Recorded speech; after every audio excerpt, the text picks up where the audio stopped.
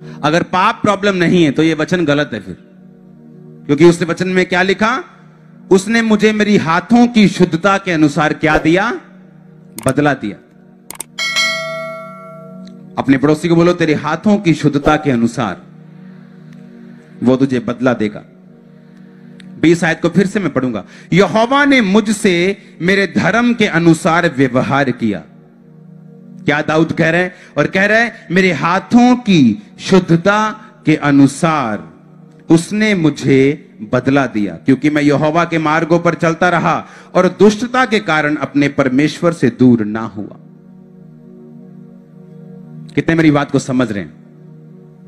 उसने हाथों की शुद्धता के अनुसार, शुद्धता के अनुसार क्या दिया? मुझे बदला दिया। अगर पाप प्रॉब्लम नहीं है तो फिर उसने ऐसी बात क्यों बोली? बोलो अपने पड़ोसी को, उसने मेरी हाथों की शुद्धता के अनुसार मुझे बदला दिया है। आमीन। अगर पाप प्रॉब्लम नहीं तो वचन कहता है उसने मेरी हाथों की शुद्धता के अनुसार मुझे बदला दिया। अगर कम शुद्ध है तो उस तरह का बदला है, ज्यादा शुद्ध है उस तरह का बदला है, ठीक ठीक है तो उस तरह का मस है, उस तरह की ब्लेसिंग है। ज्यादा शुद्ध है, वो शुद्ध, वो हाथ धोने वाला शुद्ध नहीं कि मेरे हाथ सैनिटाइज है जी, शुद्ध है जी। वो कर्मों की बात कर रहा है। आमीन। वो कर्मों की बात कर रहा है, वो पवित्रताई की बात कर रहा है, वो वचन की बात कर रहा है, वो परमेश्वर को प्रसन्न करने की बात कर रहा है। कहता मेरे धर्म के अनुसार तूने मुझसे व्यवहार किया। हालेलुया। जो तू बोएगा वो तू। अब आप जानते हैं ये वचन अविश्वासियों की लाइफ में भी पूरा होता है। आपको मालूम? क्योंकि ये व्यवस्था बनाई है परमेश्वर।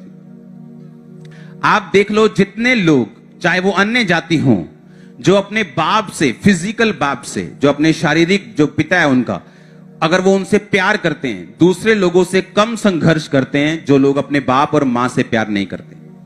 नोटिस करके देख लेना। फिजिकल आपका बाप मां, जिसने आपको जन्म दिया है, मां बाप, उनकी बेइज्जती करना अपनी उम्र को कम करने के बराबर है।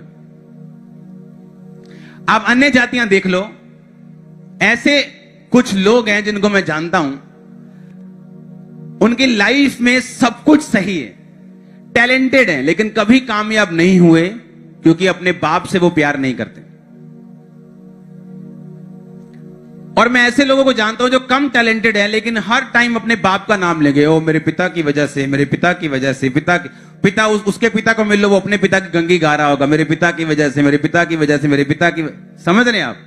वो रियल है। जब आप बाइबल के वर्ड को पूरा करोगे आसमान खुलेगा।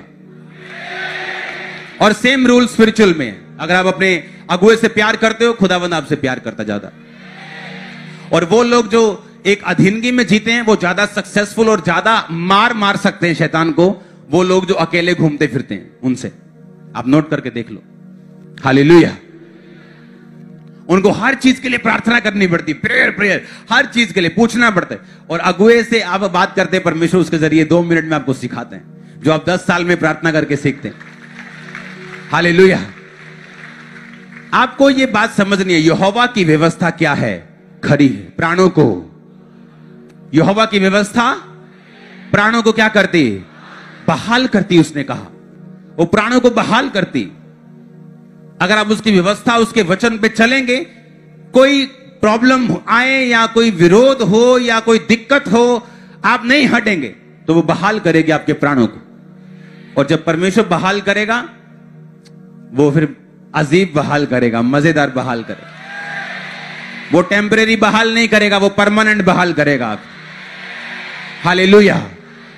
कहता मेरी हाथों की शुद्धता के अनुसार उसने मुझे बदला दिया, मेरे धर्म के अनुसार उसने मुझसे व्यवहार किया।